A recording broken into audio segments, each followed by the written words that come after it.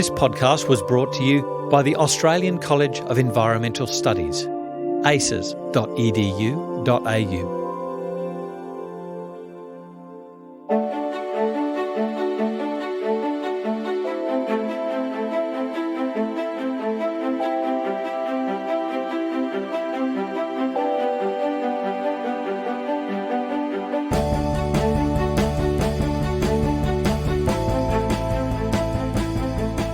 This is FX Medicine. I'm Andrew Whitfield-Cook.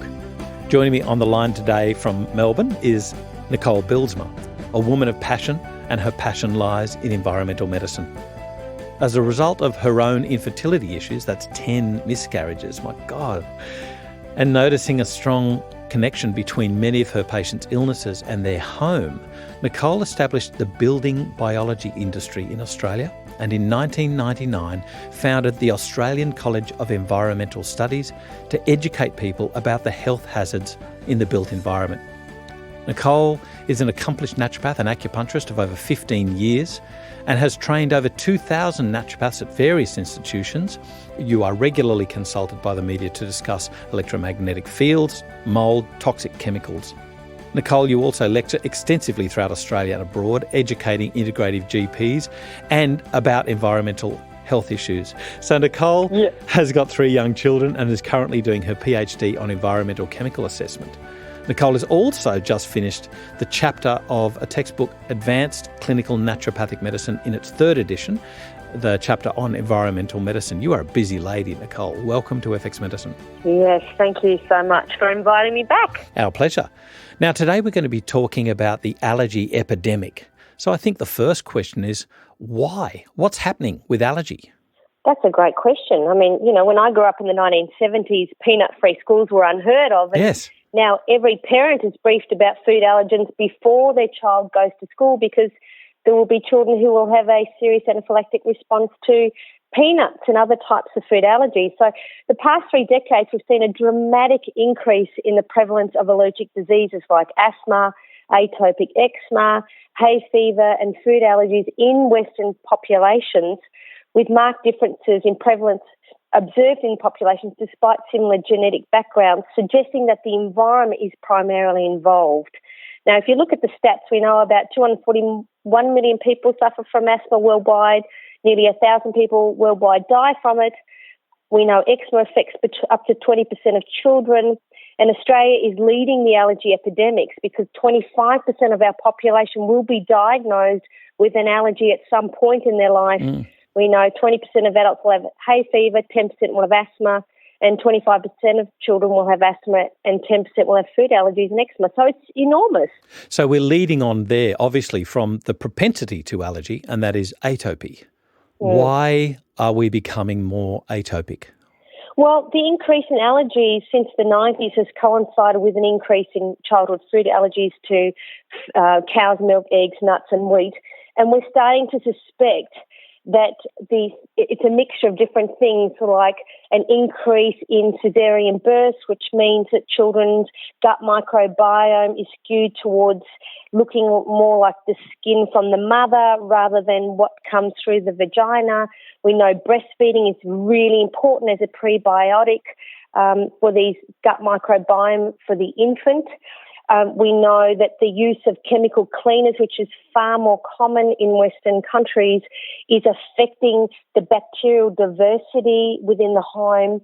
And in fact, there was a really important study published last year looking at why the Amish children have very low rates of asthma and allergies compared to the Hutterites, which have an identical lifestyle to the Amish. And the differences between the two communities is that one has industrialised farming techniques. The Hutterites use pesticides in their farming. They don't have cars and other things like that. And the diversity of bacteria and the endotoxins in their homes is significantly less in the Hutterites, who have higher levels of asthma and allergies. So what they're starting to look at is the whole area of the home microbiome and its influence on allergies. And what we're seeing is that the more diverse the bacteria in the household dust and the more endotoxins these bacteria create, the lower the risk of asthma and allergies, especially in the first year of life. Now, other things that affect it are things like having pets. If you have a pet while you're pregnant and in the first year of that child's life, the incidence of allergies and asthma is lower because the pet has its own microbiome, which it's shedding when it's in the home. Now, we know humans are one of the major sources of this bacterial diversity in the home. We shed between 14 and 37 million bacterial genome copies every single hour into the air. Yep. So explains why people who have large families and older siblings, that the children are born into these families have a significantly lower risk of asthma and allergies. So, I mean, I wrote a story, if you like, a page, and it was something I read. I think it was either The Scientist or Scientific American about microbial clouds. And the story was basically slanted towards a potential use for even forensics. But the big message was that we are shedding these bacteria into the air and sharing them. So if we're doing that, to me it must obviously have something to do with the microbes from soil and animals, because people in urban environments you'd expect would have less allergies if they're sharing all of these bacteria amongst themselves to dampen an atopic preponderance to allergy, so to dampen the atopy down a little bit. Would that be correct? Or is it really this hygiene hypothesis that what do you call it? The old friends hypothesis, where it's these bugs that live in the soil and on the animals and in the farm that we need to be exposed to that we're just not getting exposed to nowadays? This is what it's leaning towards. So in 1989, David Strawn proposed the hygiene hypothesis, which suggested that the lack of infections early on in childhood predisposed children to allergies later in life. Now, we know the reduction in infections is attributed to improvements in public hygiene, like chlorinated drinking water, which is interesting because, of course, chlorination kills bacteria. And what does it do when you drink it? Well, this could be part of it. I don't know. There's no research that I can see on this. And we know better sewage management, etc. But the use of antibacterial chemicals in the home, what a disaster. It's like antibiotics. Dettol generation. Yeah. So we know the immune system, which wants to be busy all the time, turns its attention to otherwise harmless antigens because it's just not being challenged. Now, whilst the validity of the hygiene hypothesis is still being debated amongst scientists, it's interesting to note that the progressive shift to a Western lifestyle in the Middle Eastern countries and Asia also correlates to an increase in the prevalence of allergic diseases.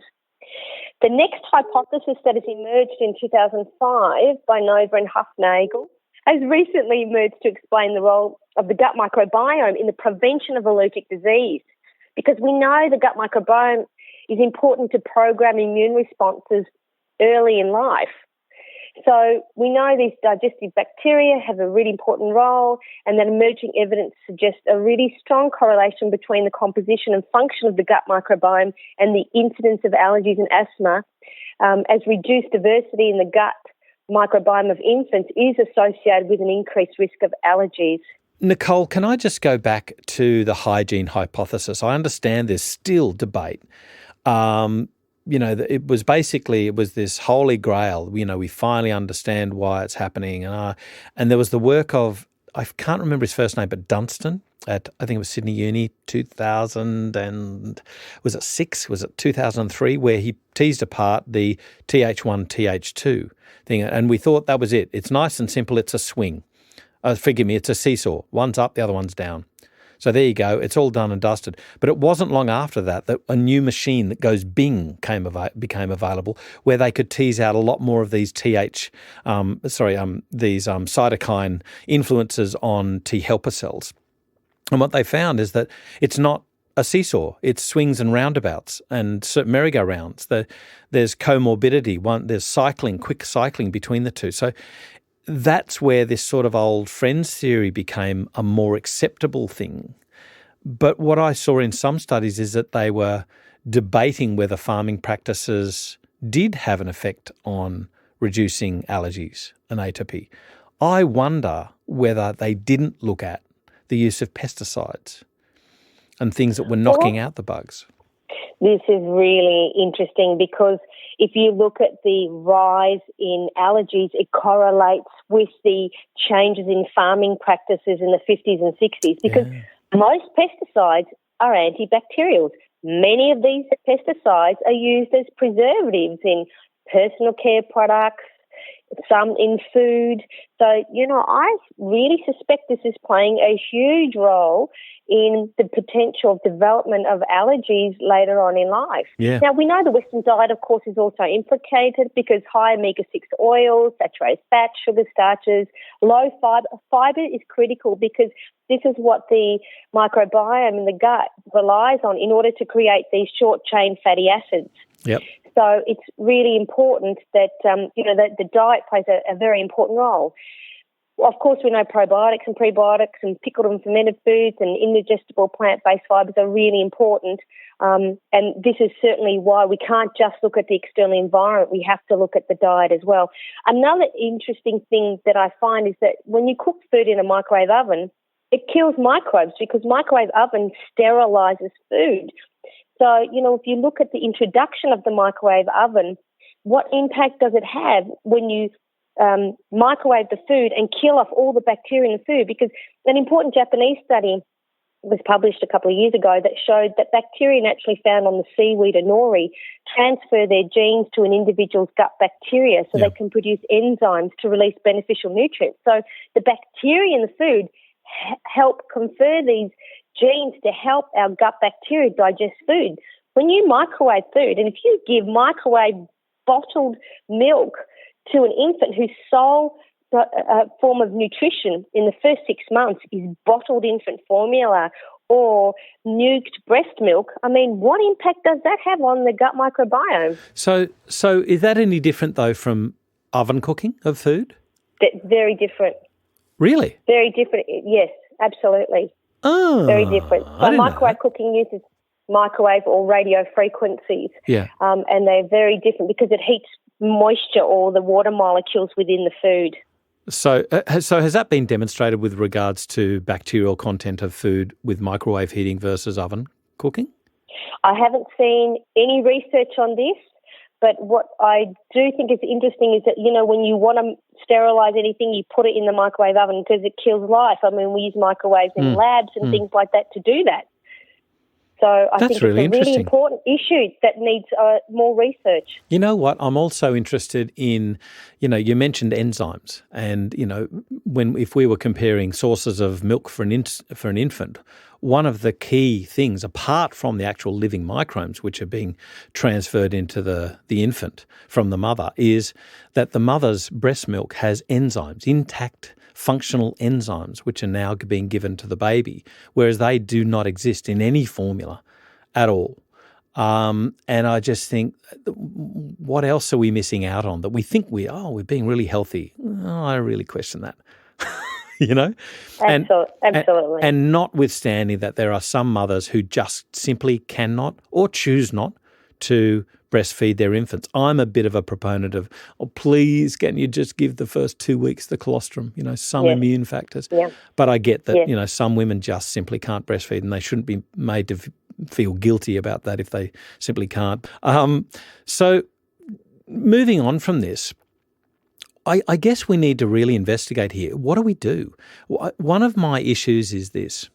I get that allergies, serious allergies, are much more of an issue in schools, as you said, now, in today's society than previously, even a decade ago. And I totally agree with you now. My wife works in a school and, they're seeing in the classes that the teachers are now asking, or I should say the school is asking, can these children please not bring things like peanuts? Peanuts are one of the big things, and certainly other nuts into the school because there is somebody in the class with a peanut allergy. And peanut allergy seems to be the most fulminant of all of the allergies that are experienced. Two things. One, Professor Mimi Tang, her work with immunotherapy, that is, I think it was 1/200th of a peanut desensitizing. Now, obviously, that's in a controlled medical environment where if a child was struck by anaphylaxis, they could rescue them. So that's number one. Don't do this at home. Number two, though, there was some very interesting work being done on Lactobacillus rhamnosus. I do believe it was a Chinese strain, WS, blah, blah, blah, blah, blah. So there was some paper that said LGG, so I'm not sure about this one, which strain she used, or indeed if that is the same strain. But what I'd be interested to know is, does that gain an even better risk reduction, or sorry, I should say rescue from peanut allergy, i.e. these kids are no longer anaphylactic, or is it just one or the other? You know, like, was it as good as immunotherapy? I haven't seen that data yet, so it'd be interesting to look at. But my concern is, if you simply tell everybody to avoid peanuts, what's next? And indeed, is it achievable? Because won't somebody sometimes sneak some peanuts in? So you think you're safe and you're really not? You know, I've got real concerns about asking kids to change their dietary habits because of one person's issue, horrible as that is. I'm just wondering whether that asking other parents to therefore avoid the same food will have an impact on changing behaviour, and therefore is it a useless request? Well, the Australian guidelines that came out this year indicated that we got it wrong. You shouldn't be avoiding these foods in the first 12 months of life. In fact, it's really important that the allergenic foods are introduced in the first 12 months of life, including peanut butter, cooked egg, dairy and wheat products. Really? Yes. They changed their stance on this, and they said it should be introduced because in order to stimulate a healthy immune response, that avoiding it has shown to increase the risk of atopy in children who are susceptible. Yeah. So obviously this should be done not before the age of 4 months, and this is their guidelines saying this, and that breastfeeding should be continued as long as possible for at least 6 months, introducing a variety of solids, one at a time at around 6 months or more. Yeah. But allergenic foods should be included in that in the first 12 months of life, and that's the Australian guidelines. Okay, so that's really interesting. So here's my only concern. That would be nice if you were going to avoid all antibiotics and so therefore maintain a normal microbiota. But what do you think the issues are going to be with what happens with, kids with glue ear and things like that? I know that that's even contentious, but I just hope that the willy-nilly handing out of antibiotics, particularly for things like glue ear, are avoided because of the incredible concern now about bacterial resistance.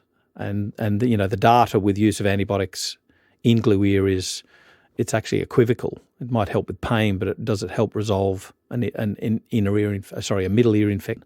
I don't think it actually sways the recovery from it. So it'd just be a really interesting thing to monitor.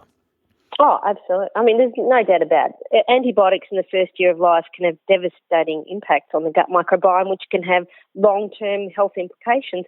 One thing I wanted to mention in relation to food allergies is many of the childhood vaccines contain chick egg embryo.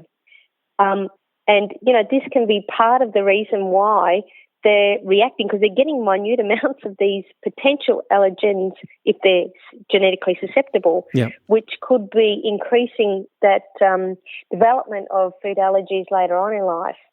So, it's coming from different sources as well. And I think we need to look at the adjuvants that are used in vaccines, because they could also be potential triggers. I mean, I don't want to go into a vaccine issue here, but, aluminium, of course, there are some metals in there that are used particularly to trigger the innate immune response. So I think a big part of this is looking at what children are actually receiving in the first 12 months of life and where the triggers could actually be.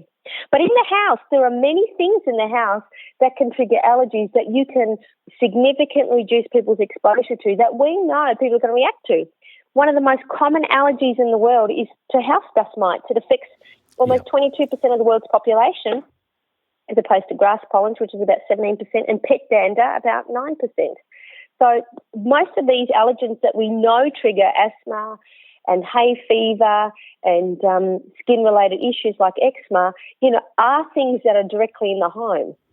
I remember years ago I used to travel from Sydney up the northern rivers, and each country town would profess that they had the highest dust mite concentration, basically.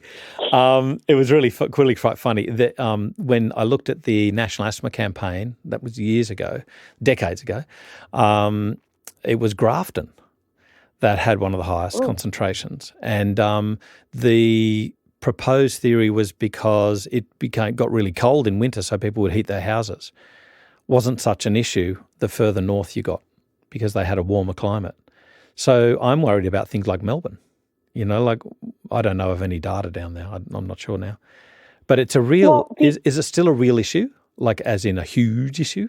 Absolutely. Yep. And I'm shocked looking at all the allergens in the home going, why didn't I learn this as a naturopath? Like, we know, for example, house dust mite, the humidity is critical to the, house dust mites proliferating because, they are dependent because they can't drink. They don't have eyes and they can't drink. So they are relying on absorbing moisture from the air. So when that humidity exceeds 60% relative humidity, and the warmth is there, they're just going to be prolific. So that's the key. It's the humidity that's the issue and the warmth, because that's what they need. Now, of course, wherever you are, you provide warmth, you provide moisture, and that's why the bedding is really the area where you're going to have the highest levels compared to any other part or furnishing within the home. So these dust mites are, you can have up to 500 house dust mites per gram of dust in your home. It could be even more in higher areas. Australia does have one of the highest rates of house dust mites in the world because of our microclimate, and they peak around midsummer. But we know it's the fecal pellets or the poo that they create, the protein DRP1 in the house dust mite that are causing the allergic reactions in susceptible people. So, many of them produce 40 trillion fecal pellets in your mattress every 3 months, which is why it's so important, good housekeeping, like airing your mattress in full sun, at least every season. More if you've got a house dust mite allergy is really important. Keeping the humidity below 60%. So in areas in the Central Coast where it's prolific, whole house dehumidifiers can be very good at not just reducing mould, because of course mould proliferates when you hit 70% or more, but also the house dust mite. So that's the interesting thing. That's really dust interesting. Dust mite, mould are really synonymous.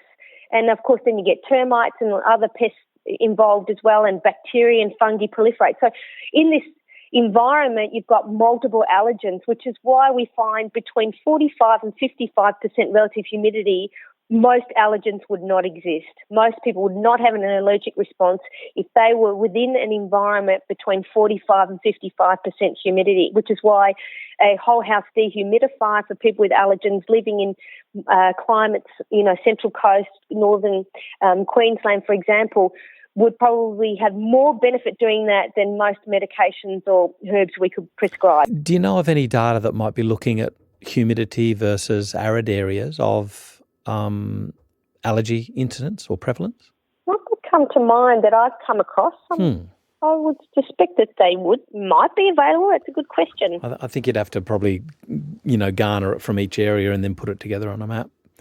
I didn't know that about the humidity issue.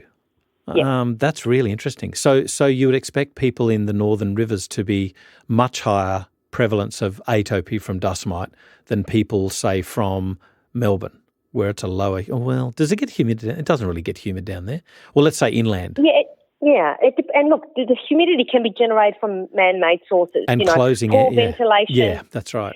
Winter time, you're airing your clothes inside, huge amounts of moisture, litres of moisture. 5 litres of moisture comes out from, just one clothes horse full of wet clothes in a day. So, you want good ventilation. So, of course, you can get artificial forms of humidity generated from man-made activities or poor ventilation or buildings that are not waterproofed or have flood or water damage of some sort. Yeah.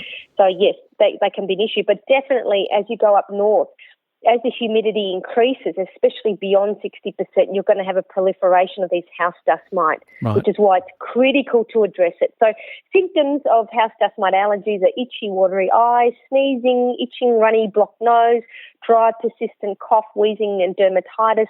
The symptoms are worse at night and upon waking, and improve when the sufferers are away from the source. So these are generally long-term allergies as opposed to pollen allergies, which are generally seasonal. Right.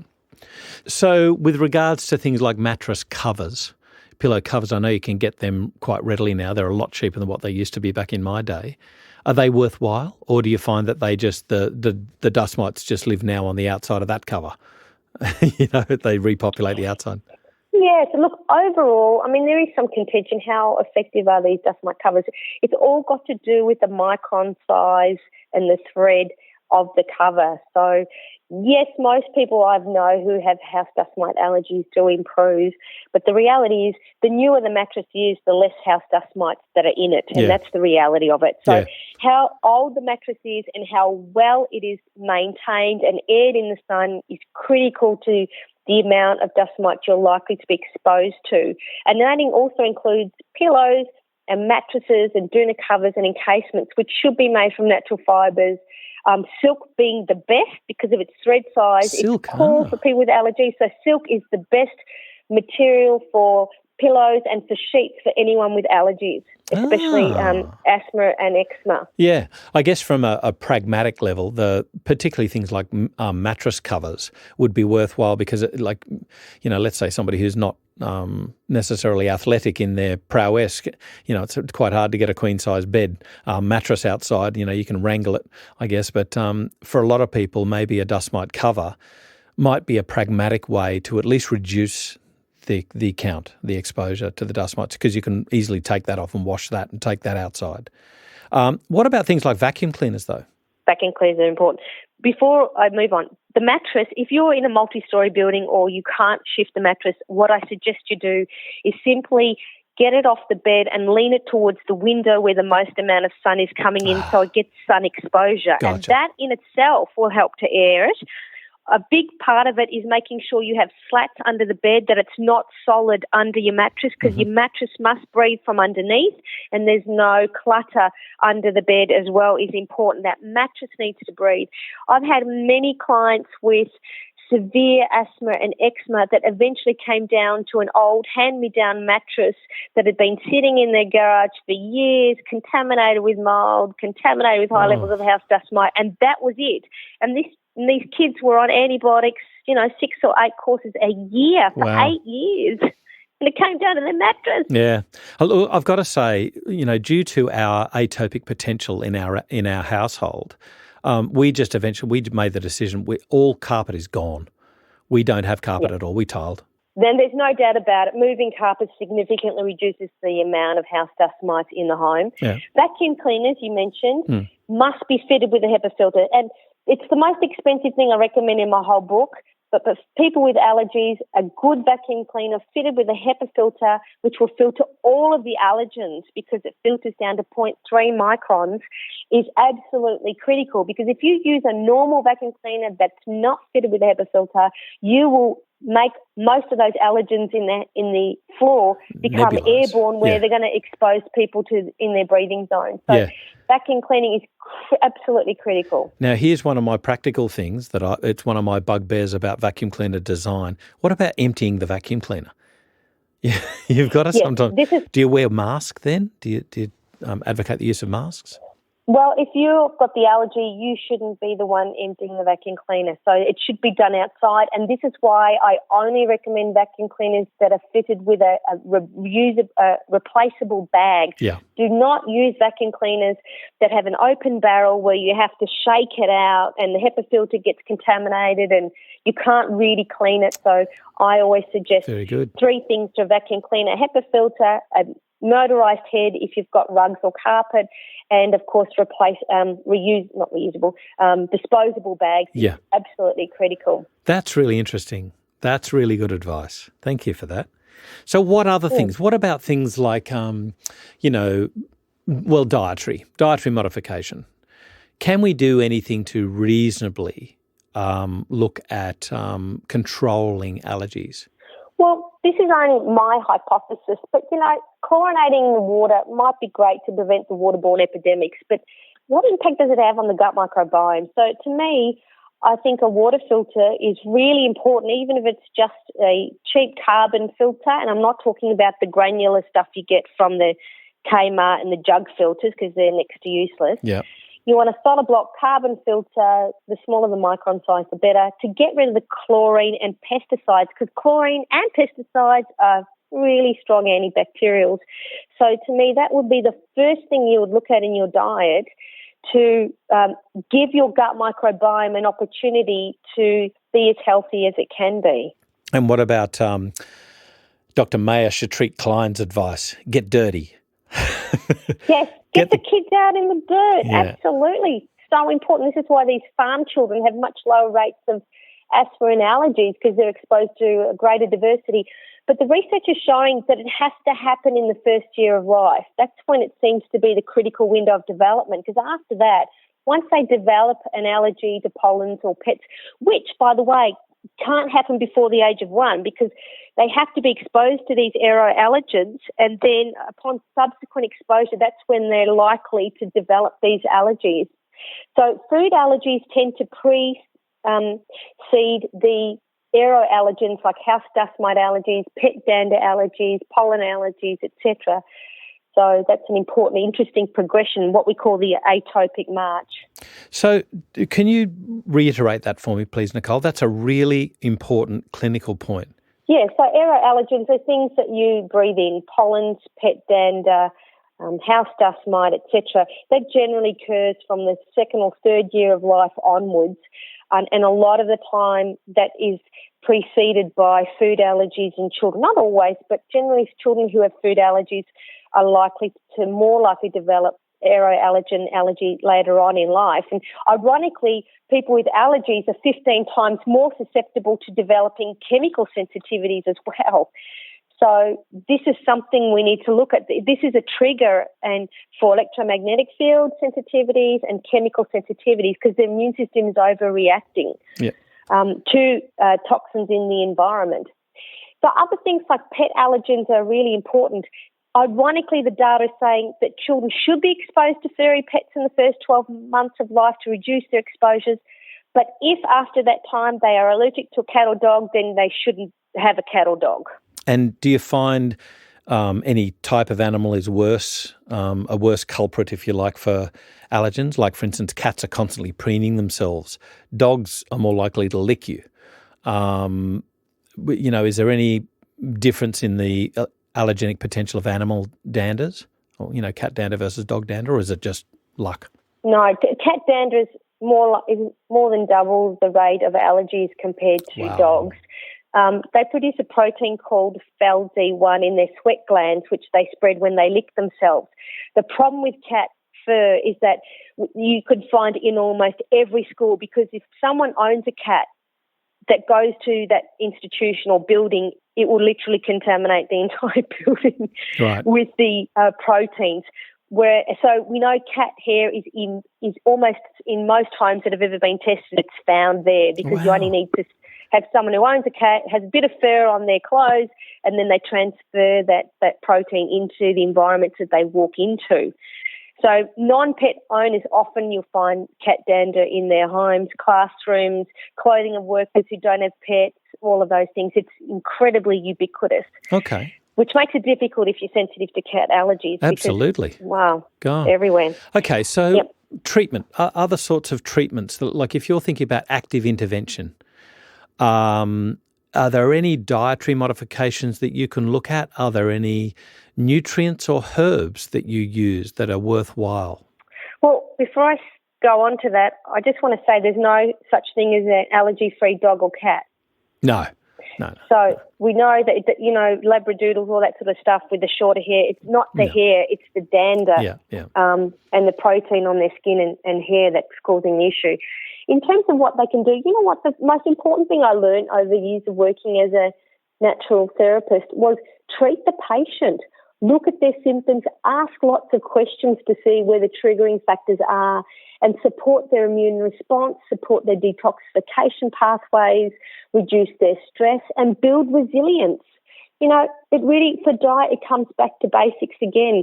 Clean water, good food that's preferably low in chemicals, that's not packaged, that's made from scratch, from the ground up, that's sourced from local, preferably organic, pesticide-free, or at least, for apples and things that have high pesticide content, is really important, and lots of fibre, providing they don't have any, irritable bowel, etc., in order to provide the short-chain fatty acids that the bacteria need to do their job. So look at each patient individually, ask lots of questions to see how the environment could be contributing, and, go back to basics. Because I think the thing that really, if I look back at my training, it was so complicated in terms of pathology, in terms of diagnosis. Everything was focused on diagnosis. And in the end, I just dropped everything. I said, you know what, I'm going to go back to basics. I'm going to listen to the patient. And I'd noticed, wow, visible mold. Every time someone came with chronic fatigue, it was either pesticide exposures that stimulated the event or visible mold. And I'll go back to clean air, clean water, regular exercise, change a job if you're not passionate about it. Here's some strategies to deal with stress, and lo and behold, it'll be just a better society. I'm so thankful you mentioned these basic sort of foundational treatments, if you like, rather than going on supplements that are, let's admit that if you don't take the allergenic load off that human who is experiencing this condition, you are merely symptom relieving, just like an antihistamine would. You're not doing anything to actually change their response. So you've got to do this foundational stuff and then potentially add some certain, judicial choices in after all has been said and done. I'm so glad you included in their detox as well. I remember a lady would come in, she'd treat her family, and she saw an integrative doctor. This is, 2 decades ago. She used to see an integrative doctor once a year, the same integrative doctor, and they would do their spring cleanse, and the whole family was atopic, and she would come in and do this comprehensive, proper detox, not a 15-day cleanse. She would do a comprehensive, well-marked, let's say objectified, well-measured detox, and the whole family would do it, and they'd do it once, and they'd only have to do it once or twice a year. And the whole family would then remain basically allergenic free until she'd see symptoms creeping back in her sons. So they'd do another detox twice a year, max. Right. Yeah. And isn't it interesting? So many religions have fasting as part of their protocol. Isn't that interesting? Exactly. Yeah. So what else? What about things like for those of us who don't farm, what can we do to increase microbial diversity? Or is it just once that first year is done, your microbial array is set? Well, that's a good question that I don't think anyone can answer, but we certainly know, to me, when I look at the Human Microbiome Project and I look at the Sloan Foundation and what they're doing, putting millions into the house microbiome, I go, where do we end and our homes begin and the environment? It's such a grey area now between who we are, if we're 90% bacteria, and, our food has this interplay exchanging bacteria with us, and the environment in which we live. I mean, it's such a grey area now, isn't it? I think the first thing we need to do is go, preservatives, antibiotics, what a disaster that's been for human health. Yeah. Because anything that is focused on killing the bacteria is killing life. So this is why we need to, simple things, like I said, get rid of the chlorinated water, reduce your pesticide load, stop putting crap on your skin loaded with preservatives that is killing off the microbiome on the skin, which, by the way, is showing like Micrococcus, Pseudomonas and Staphylococcus can transmute and change chemicals that land on the skin. So now we're starting to realise these microbiomes can actually probably be more effective than the liver at detoxifying chemicals. Right. That's really interesting. Yeah.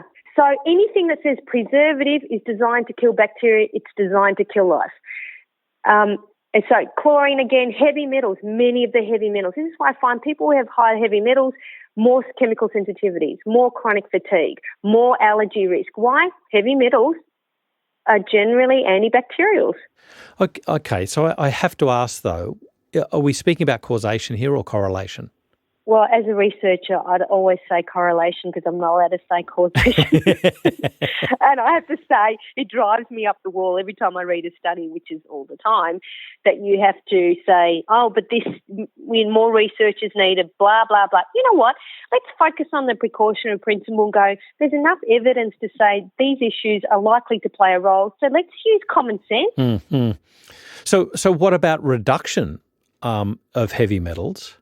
Do you find a reduction in allergic symptoms? I have not seen research on this. This is my own hypothesis. I'm just observing, looking at hair mineral analysis in these patients with these chronic multimorbid conditions like chronic fatigue, electrical sensitivity, mold illness. All of these patients have similar phenotypes, similar signs and symptoms, similar levels of heavy metals, gut microbiome issues. I mean, really, the focus, to me, if I was to rewrite naturopathy, I'd move away from diagnosis and I'd be focusing more on the causes of the illness and going back to basics and looking at its impact. In the end, the research is saying the gut microbiome, the house microbiome, bacteria, which is what we are, how does that interact with food? How does that interact with chemicals? How does that interact with EMS? That's what we really need to be asking. Now, I've got to ask a question on obviously one of your major loves, which is mold. You've mentioned it before.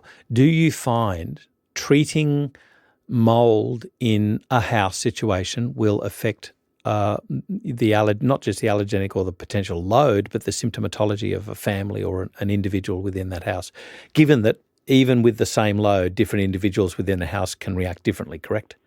I think mold is one of the greatest cause of allergies that we know of. And the reason is because we know 1 in 3 homes have been water damaged in Australia and 1 in 4 people can't create antibodies to mold. So I think asthma, hay fever and eczema can all be triggered by mold. And it's something that's ignored by most practitioners, and it's the hidden, what's the word for it? You know, it's Pandora's box. Yeah. But do you find effect? Do you find when it can be effectively reduced, when particles can be effectively reduced and you see a disappearance, dare I say that word, disappearance of the mold, or an eradication of the load, do you find that symptoms improve in patients with atopies and allergies? I just think... Absolutely. Yeah, wow. Huge. And often it's just a matter of when I go on holidays, my symptoms disappear. That's when we start going, okay, you've tried everything, because most people who come to see us as a building biologist have seen lots of practitioners. They've noticed that it got worse when they had the flood or they moved into that home, and they know significant improvements away from the site. So they're going, something's in my house that's making me sick. And when it comes to asthma and allergies, the first thing a building biologist will do is look at mold and house dust mite. And it'll all come back to moisture. What's the microclimate? Does it hit 7% relative humidity in this area? What's the history of flood-related issues or moisture or water damage? You know, what are the gutters, the drainage, all of those sort of things. And, you know, many times people, if they did the research before they moved into the home, especially with allergies, they could save them a fortune in drugs and misery simply by asking, you know, the neighbours about the history of the home. I'll give you a good example. I had a client who had severe, her daughter had severe eczema, hay fever and asthma after they moved into this beautiful home in Melbourne. And it came down to, I went there twice, did all the testing, etc. And in the end, it came down to the fact that the previous occupant had 15 cats that had lived in the house, and all that water damage was actually urine, cat urine, which they were allergic to. I spent 1.2 on this house, and I said to her, I can't, it's not mold. I need you to talk to the neighbours and find out the history of this building, because something's in it that's triggering it. I cannot find it. And she rang me back and she said, oh, my God, the previous owner had 15 cats that lived in the house and urinated everywhere, and we're allergic to cats. You can go through a ton of eucalyptus oil each year.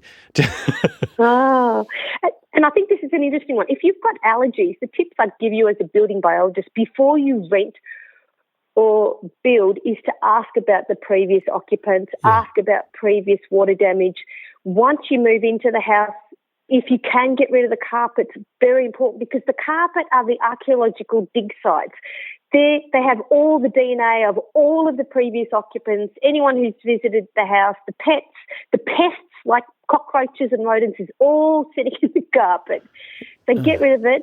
And more importantly, with the ducted, especially in Melbourne, we use ducted floor heating, get rid of the flexible dust because as soon as you turn the heating on, all that dust and the DNA from all the previous occupants is just going to be spread through the house. So get rid of it and replace the ducts.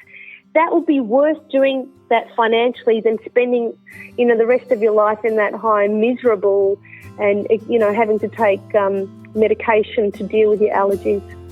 Nicole, I've got to say, I know that it's these new research papers that are coming out almost daily that are preventing you from finishing your book, but you need to get that last edition out, the most recent edition out, Healthy Home, Healthy Family, because people are going to get such benefit in reading, not just reading about it, but actually instituting these practical tips that you've developed so that they can reduce their allergen load, so that they can reduce their symptomatology, not just in allergy, but in many other conditions as well. So thank you for joining us on FX Medicine today. Thanks so much, Andrew. This is FX Medicine. I'm Andrew Whitfield Cook. FX Medicine is your gateway to news, resources and information on the safe, evidence-based approach to practicing complementary and integrative medicine. Visit fxmedicine.com.au to sign up for e-news and stay up to date with the latest research, podcasts and industry information.